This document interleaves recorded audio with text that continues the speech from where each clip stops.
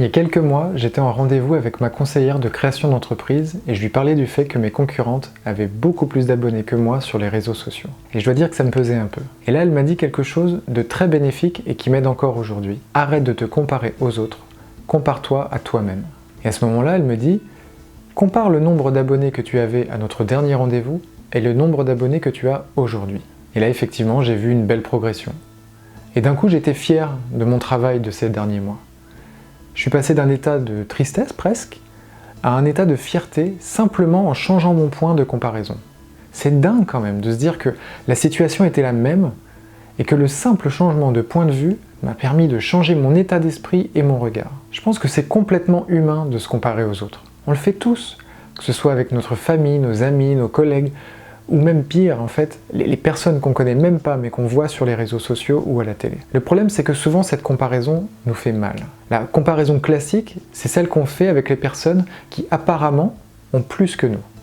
Les personnes qui achètent une nouvelle voiture, investissent dans un appartement, partent en vacances au bout du monde chaque année, peut-être même plusieurs fois par an, et puis qui offrent des cadeaux de folie. Et là vous vous dites peut-être, mais pourquoi pas moi ? Pourquoi est-ce que moi, je ne pourrais pas avoir cette voiture neuve, ou plus récente, ou avec cette option-là?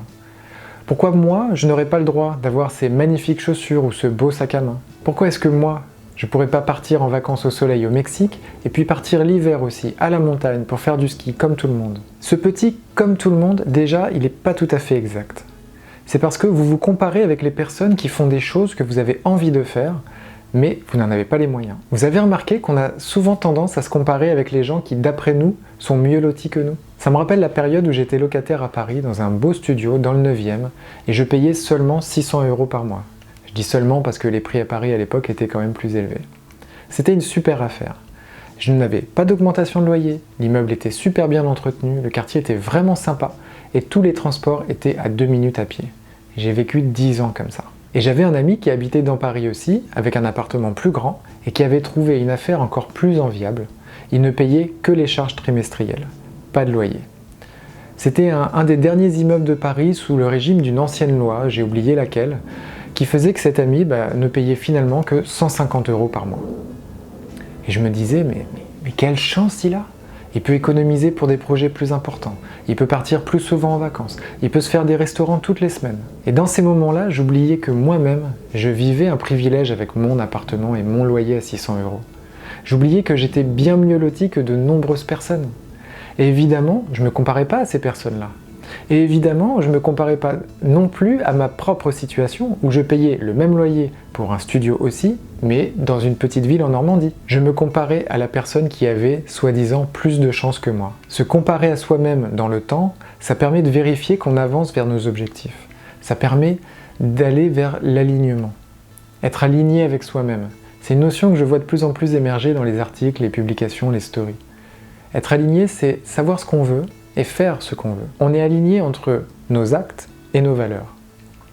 Peu importe ce que font les autres, peu importe la marque de la voiture de mon collègue, peu importe le lieu de vacances de mes parents, je suis aligné, je fais ce qui me plaît, je fais ce qui me rend heureux. Quand on résume les choses comme ça, la vie semble facile d'un coup. Évidemment, l'alignement ne fait pas tout, mais c'est un bon début.